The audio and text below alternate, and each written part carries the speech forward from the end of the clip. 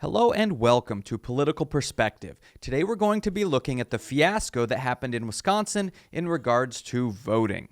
So, as we know, the Republicans are all out participating in extreme gerrymandering and voter suppression in order to keep people voting, because it's pretty well known when very few people vote, the Republicans do well. When lots of people vote, the Democrats do well. So the Republicans have a very real interest in making sure that as few people vote as possible. And this is not a conspiracy theory. This is not just a small observation on the left. This is huge. In fact, we can see two different instances of the president saying it himself. So here we have a clip of President Trump talking about how when you let lots of people vote, it doesn't work out well for Republicans. I mean, they have a majority in the House, and therefore you need their vote, and they want to get certain things.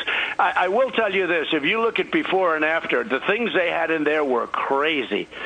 They had things, levels of voting that if you ever agreed to it, you'd never have a Republican elected in this country again. They had things in there about, election days and what you do and all sorts of clawback. And then he's also tweeted about it. So even here in his tweet, he's mentioning, hey, when we let people vote by mail, when we let lots of people vote, doesn't turn out well for Republicans. Okay, so it's just an established fact. The Republicans and the highest ranking Republican in the country, the president, is saying, hey, we don't want too many people voting. That doesn't go well for Republicans, right? So that's where we stand. And in Trump's tweet, he explains expanded voting rights, quote, doesn't work out very well for Republicans. So this isn't just like we're making a mountain out of a molehill. This is actually like a real thing that the Republicans are doing. They're not even trying to hide it. They're just out in the open saying, yeah, we need fewer people voting so that we can win.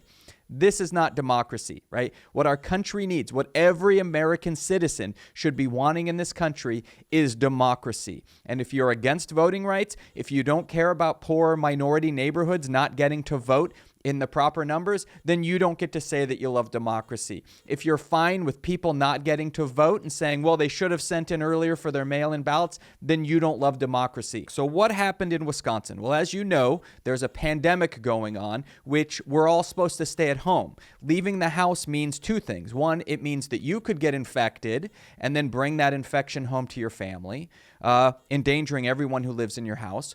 Or if you happen to be infected and you go out in public, you're going to give it to other people, and those people may end up dying, or they may end up with decreased lung capacity when things are done.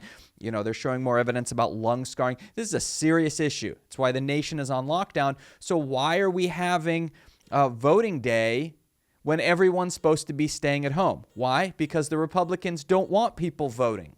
Right. So what happened was, as the day was approaching, it became clear we're very deep in this pandemic right now. People shouldn't be leaving. So the Democratic governor of Wisconsin said, we're going to postpone things. We're going to leave this to a later date.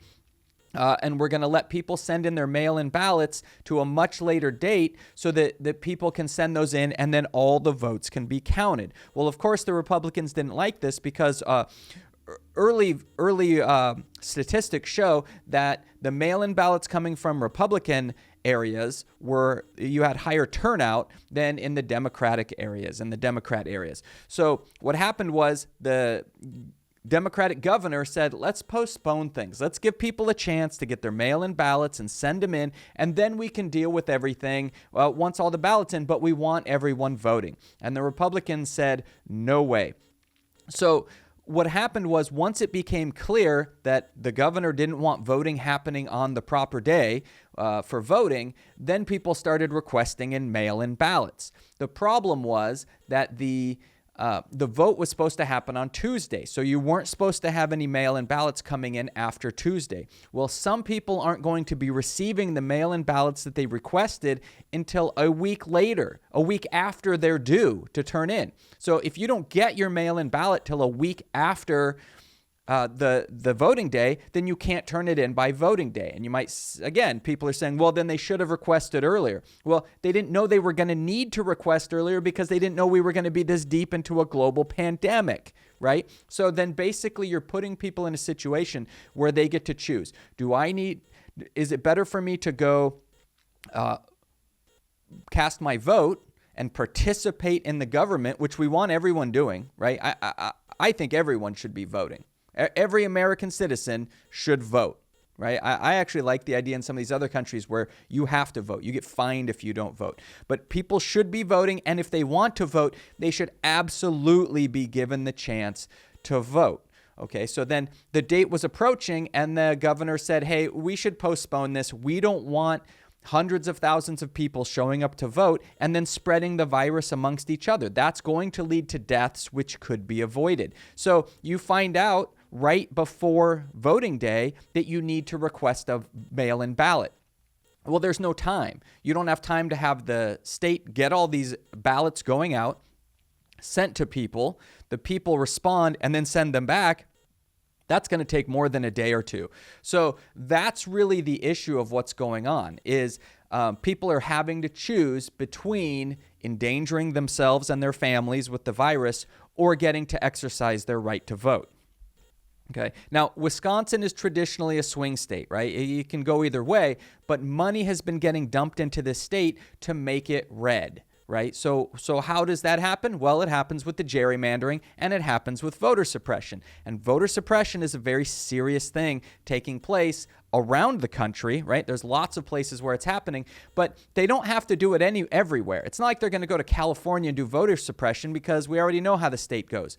They go to the key states. They go to those swing states. And if you can just keep a couple of those states instead of being swing states to just being red states, then all of a sudden you have a big advantage for federal elections. And that's the idea. That's why people are dumping money into Wisconsin, is to try to suppress the vote in Wisconsin and a few other key areas around the country.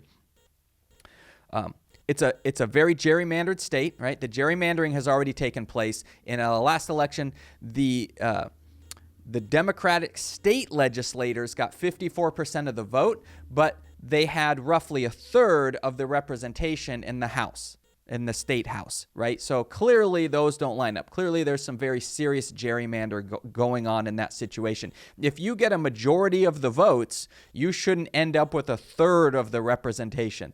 That's clearly not how things are supposed to work. So let's kind of take a step back before, let's set the stage to see how we got here. So remember back during the Obama presidency, right? We have a situation where, this is just what the Constitution says, the president gets to nominate a Supreme Court justice, and then the Senate gets to hold hearings and then approve or disapprove that candidate. Well, Mitch McConnell just said, nope, we're not going to do it. So this is a problem, and he came up with excuses, just made up excuses that don't have any historical or factual bearing, but he made up this excuse about, well, it's happening in the last year of a presidency. A president only serves for 4 years. So if they have 1 year left of 4 years, that's 25% of their term left. That means they're only 75% of the way through. That's way too early to be arguing, well, we should save this, we should leave this over. None of that's in the Constitution. The Constitution says the president in charge gets to nominate.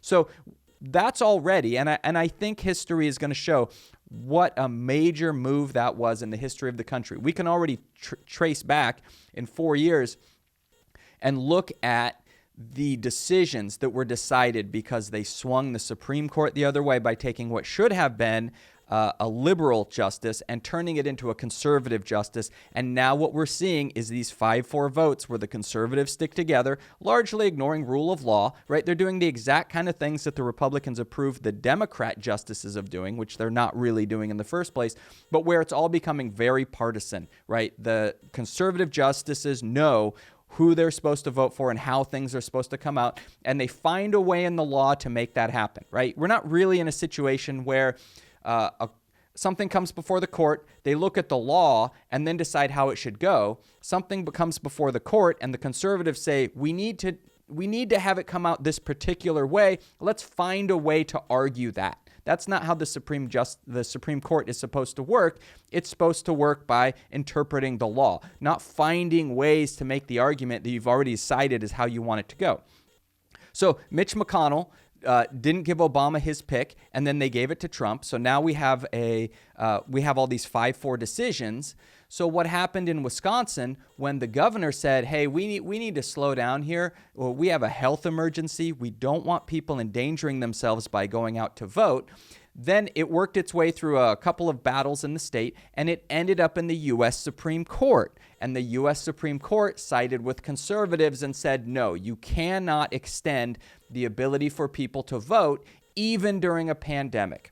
So that decision was made, right? And let's see how extreme we're talking about here. So Milwaukee has 600,000 people. There were 5 voting stations. So that means that each voting station is supposed to serve 120,000 people, right? Sure, some of those people were kids, but even if you take out a big chunk of those, there's no way that 5 polling stations is going to handle that. So even if everyone showed up and voted in person on a normal situation, not even in the pandemic, it's not going to happen. You're not going to be representing the people because those votes are not all going to be cast because there's just too many people for 5 polling stations.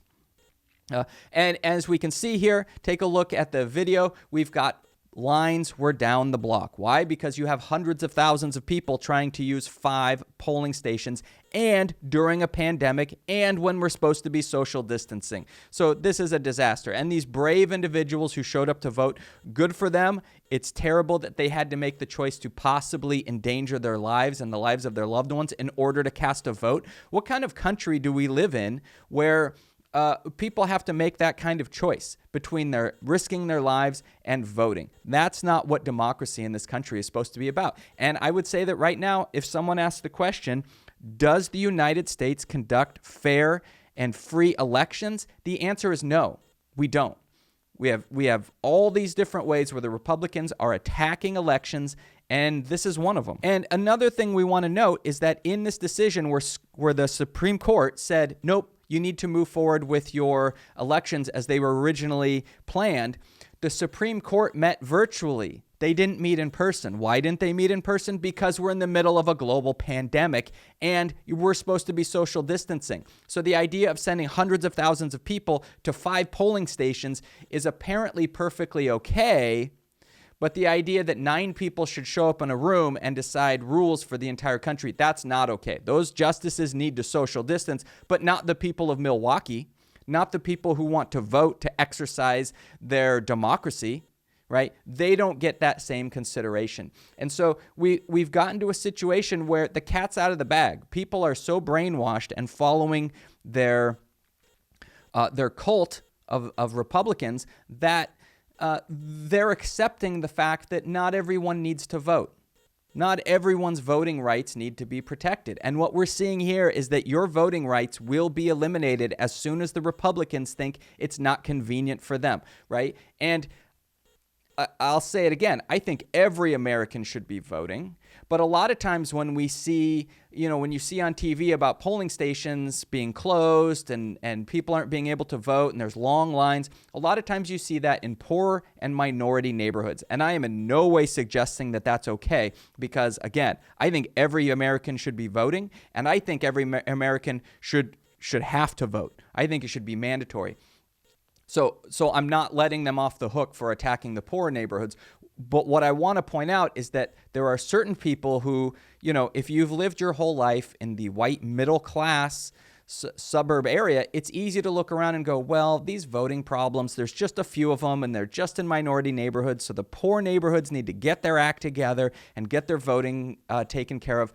What they need to realize is that it's not just attacking poor minority neighborhoods, which again, is not okay anyways, but the Republicans are perfectly willing to go after white middle class neighborhoods as well, right? We're not really in a different boat. We're in the same boat as the poor minority neighborhoods because they will come and they will try to suppress our vote as well. So when any American citizen's democracy is under attack, all of our democracy is under attack, and we need every American voting. So the fact that the Supreme Court could stand up and say that this is okay, that hundreds of thousands of people's votes are being disenfranchised is a disgrace. It is a partisan Supreme Court, and it is a Republican attack on democracy. We're seeing it lay out. It's if you just look at one instance at a time, it looks like there's just these little bad acting going on. When you put it all together, you see it's a whole planned It's a whole plan to destroy democracy in general so that the Republicans can take over. I mean, those words sound harsh, but that's where we're at. It's a Republican takeover of our country by limiting people's democracy, right? You can try to soften it and people say, oh, that's a conspiracy theory. No, we are seeing it play out. McConnell and Trump and all these, the Supreme Court, they will limit your vote to make sure that Republicans win. And that's not okay. That's not democracy. If you value democracy, you can't support that. And you can't support democracy only when it works for your team. Okay? Democracy needs to be followed when it works for Democrats. Democracy needs to be followed when it works for Republicans. Everyone needs to be voting. Everyone needs to be counted. Okay, thanks for checking things out. Make sure you subscribe so that you can check out all the new content as it becomes available. And we'll talk some politics in the future.